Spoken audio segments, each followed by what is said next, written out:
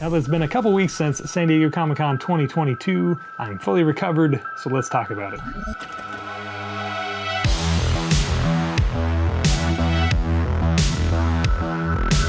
NoCoastComicBooks. Hey guys, Jeremy here from NoCoastComicBooks. Once again, thank you so much for clicking on this video. If you enjoy my content, please consider subscribing to the channel. Really appreciate that. Doesn't cost you a thing, it really helps me out. Also, give me a thumbs up anytime if you enjoy this video. Drop me a comment down below with any of your thoughts, comments, questions, what you think about what I'm showing you guys. If you went to San Diego Comic-Con, definitely let me know, but let's get right into it. So, there's so much to say. So little time when you break it down into the amount of time you're in San Diego for the convention. You know, by the end of the first or second day, you're thinking, I've done so much, you know, this weekend is never gonna end. And then on you know, Sunday, when things are wrapping up, you're just like, wow, that flew by so quickly. So a lot to talk about. Wednesday morning, we flew out from Des Moines. That's where we're located, here in Des Moines, Iowa. Had a layover in Minneapolis and then got to San Diego about 1 p.m. in the afternoon. Right away, we got a lift from the airport to the house that we were staying at because my buddy Ryan with Comic Book Universe, who if you guys do not follow Comic Book Universe, make sure to give him a follow. He's on Instagram. I think he's on YouTube. He hasn't had a lot of videos yet, but great guy. He, you know, hooked us up with the place to stay. He was an exhibitor at the convention, so we were able to help him out and get some exhibitor passes, you know, for our exchange of, you know, helping him out there as well. Yeah, so it definitely worked out great. So we get in at about 1 p.m. like I said, go to drop off the bags at the house. We get a lift from the house again over to the convention center. Now you had to get a wristband that proved that you were either vaccinated with however many shots you know, are required to be fully vaccinated, not including the boosters. They didn't have to have those for whichever of the COVID-19 vaccines that you had, or you had to have proof of a negative test within the last like 72 hours. I don't know how that worked because we are vaccinated, we have the cards. It makes it a lot easier for doing things in California if you got a wristbands. Immediately after that, we went in to check out my friend Ryan's booth because we found out that he was in the process of actually selling the whole booth to Torpedo Comics, John at Torpedo. So we got there just in time to actually see his actual setup. He was all set up, and then yeah, they worked out a deal. So on the first day, all the books got sold to one other dealer. I don't know all of the specifics on the deal, but I know, you know, both parties were happy, so congrats on that for sure. So that was a great way to start off the weekend for my buddy. Right after that, we ended up going to the Boom booth, and I got a mystery box, and my wife got one, and she let me open both of them up. Well, she actually bought it for me as a gift. So in these Boom mystery boxes, they were $200 a piece, so they're pretty steep, but it was with the promise of you would get one ultra rare variant, anything from number ones all the way to like 1 in 100s or 1 in 500s. I don't even know exactly all the ratios, but so that was the big like selling point of that. So in each of these, there was an ash can for number 21 of Something Is Killing the Children. And then you got the hardcover deluxe edition with the slipcase thing. So one of my mystery boxes, the ultra rare variant, wasn't really that great. It was the House of Slaughter number 1 gold spot foil edition, which it's a really cool book. It's not really worth a ton. House of Slaughter, yeah, I mean, it's a cool book, but it's not really up there in value-wise. So on the plus side, I think these were limited to the convention, and this might have been the only place you could get them. Maybe also at the booth, I don't really recall, but it's limited to 200. Now the other one was a totally different situation. I didn't even know what it was at first when I opened it up. I hadn't seen the cover before. I hadn't really gotten into buying any early issues of Something Is Killing the Children. So this was a number 8, 1 in 25 variant. Now, apparently this is the second rarest variant of the series. So very happy about that. I'm gonna send it off to CGC. I think it's gonna come back a 9.8, I hope. And if it does, it's definitely gonna be a nice book. I mean, easily like $1,000 book if it's 9.8. So, but that's the only way to CGC. So, I mean, that will, you know, definitely make it worth it from those, you know, boxes if we get that 9.8. So we'll see what happens. Other than those mystery boxes, I didn't really pick anything up on preview night. I wish I would have. I was honestly kind of jet lagged, trying to get my bearings after, you know, flying earlier in the day, and I I definitely passed on a few things. Well, I wasn't aware of a few things that I probably should have been aware of to be able to pick up on preview night. So Thursday morning, I woke up super early. It was about, 5:45 a.m. California time, because there was a Severance Offsite. If you haven't watched the show Severance on Apple TV, highly recommend it. I don't want to spoil anything, but probably one of like the best shows I have watched on any platform, channel, what have you, since like Breaking Bad, Better Call Saul, which I need to catch up on that, but a fantastic show. So definitely check it out, Severance. They had an offsite. It's not really super spoilery what I'm gonna say, but if you're worried about any spoilers at all, maybe skip through this. If you've watched the show, you're really gonna appreciate this stuff. So 6 a.m., you get on the website, you try to, be one of the first people to choose the time that you're, trying to pick for this offsite event. And I looked out and I got one. I did not get one for my wife, but I got her one the following day. And then my other friend who was really into it got it for the day after that. So it kind of worked out. But Thursday I got in, I think my time was like 11 a.m. or maybe 1 p.m. or something like that. And so this was the best offsite of the convention. From what I was told, from what they said at the panel that was later in the day, about 75% of the items that are in the offsite were actually used in the show. So like you actually went through as though it was your first day at Luman, and you just need to watch the show if you haven't seen it yet. Highly recommend it. I don't want to get into too many spoilers, but I'll show you guys a few of the things that I got from the offsite. First thing is you get the orientation booklet, and it has all sorts of cool details about your microdata refinement job, and just a lot of cool stuff to really deep dive into if you're a fan. And everything came in this cool bag, and I got a lot of stuff. The whole thing about it was like you could interact with all of the Luman employees, but you were instructed not to touch them. They're not supposed to touch you. They told you not to take anything unless it was handed to you, but I found out at the very end of the convention on Sunday, they were just effectively telling people to take them. But there are things like Post-it notes and pens and all that, but we still got a lot of cool stuff. In the bag, you got your access card, your key card here. Just a little cheap thing, but for those who've seen the show, you know what that's about.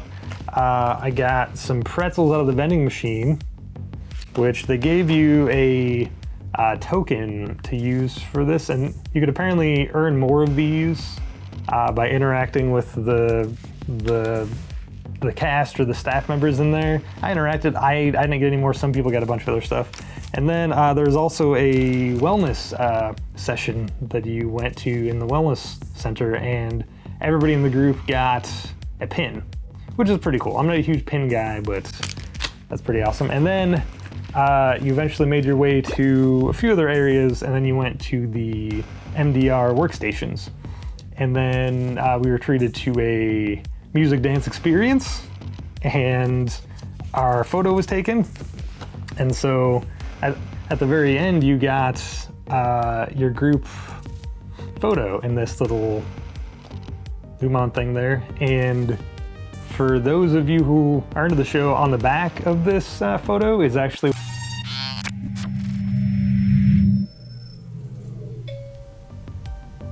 you got your key card that has your name and your Luman employee badge.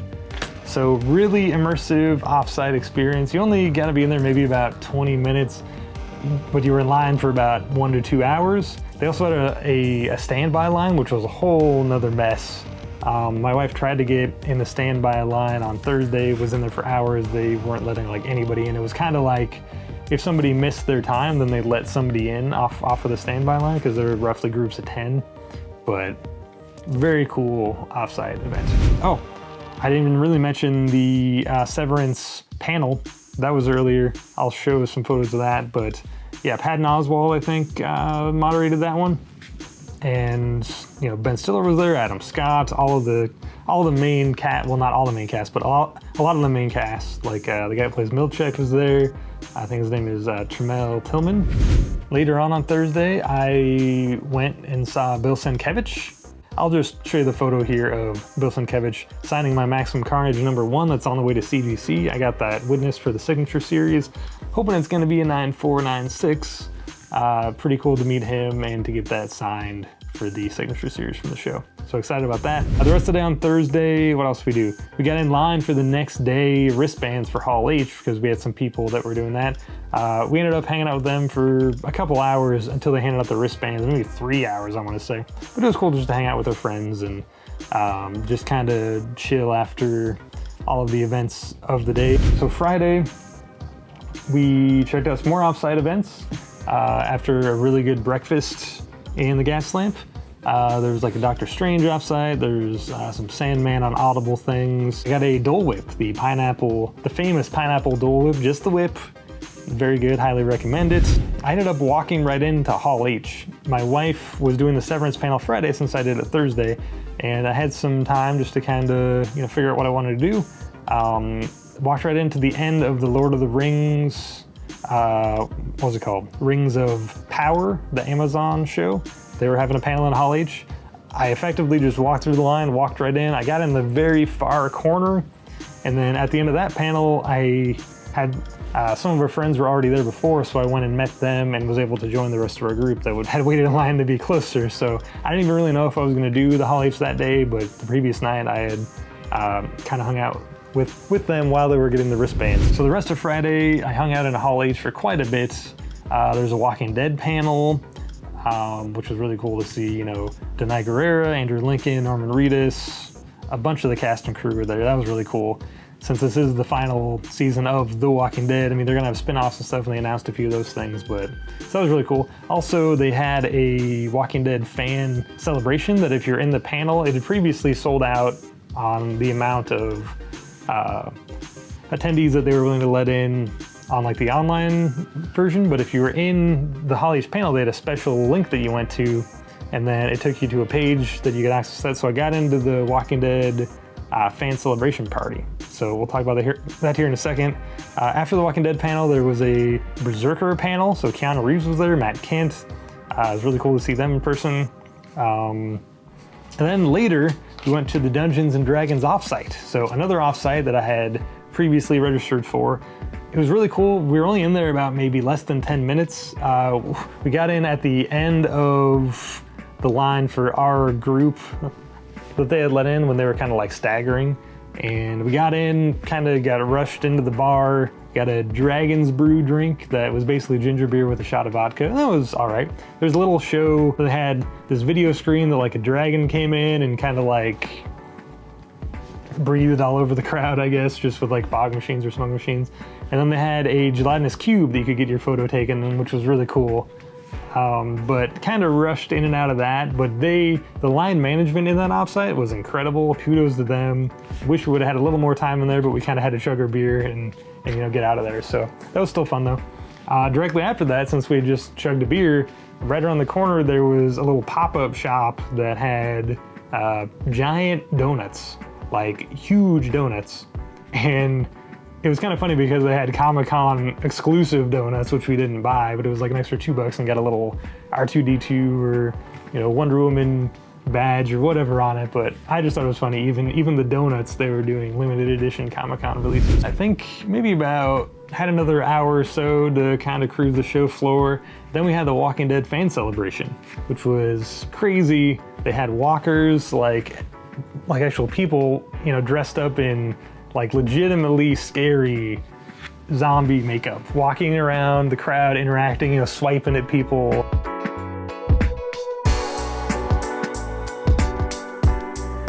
One of the coolest things they had there was props from the show, like the actual props they had, like Michonne's sword, like the hat that Rick and Carl and Judith wore, Daryl's crossbow from the show, like all these cool props, Glenn's hat.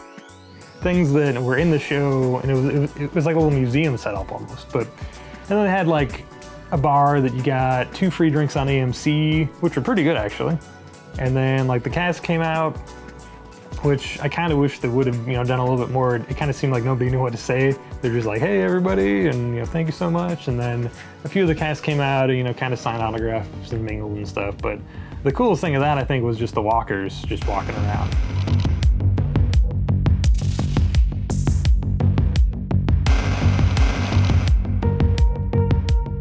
Saturday, our last day of the show, unfortunately, we had to fly back on Sunday to get back, but Saturday was great. Once again, got into Hall H, started out, we got in at the end of the House of the Dragon panel. George R.R. Martin was there. Really cool to see him. After that, there was a Sandman panel, which I've been excited about the Sandman show. It came out last week when I'm actually filming this, so if you haven't seen the Sandman yet, definitely watch that. I'd love to chat about it. Awesome show. Neil Gaiman was there, a whole bunch of the actors from the show. That was a really great panel. Finally, the Marvel panel happens, and Kevin Feige comes out. It just one hit after another. We're talking the end of Phase 4 and into Phases 5 and 6, which they're calling the Multiverse Saga, of course, he says. Tons and tons of Marvel stars were here. I mean, James Gunn brought out a good chunk of the cast from Guardians of the Galaxy. You had Black Panther with Ryan Coogler and crazy performance, and then the trailer for that dropped. It was just really cool to be in Hall H for that experience with all these fans, just the crazy roaring when these trailers would drop, and it was an awesome experience. So after the Marvel panel, we ended up walking all the way to the other end of the whole area, because that's where you have to go to turn in your tickets that you got at the Hall H events for the swag that you got. So I ended up getting the hat and a couple posters was all. One from Berserker and one from the Game of Thrones House of the Dragon. After that, we ended up going to what ended up being our final dinner as a group. So really good pasta meal there to wrap things up. That's kind of the rundown of most of the things we did. I know I left a lot out, but I made myself some lists to try to mention everything. This video probably ended up being super long, but we crammed a lot in to the weekend. I did not mention the one book that I picked up. If you follow me on Instagram, you saw this book already. I had a partial trade for this book, and it's been one that's been on my radar. I previously got an FF48, and now I've got the FF49 to go along with it in a 4.5. Picked this up from Dave and Adams.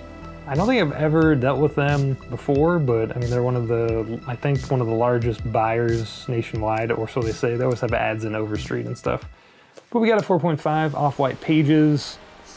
First full appearance of Galactus, second appearance of the Silver Surfer, and the first Surfer and Galactus on the cover.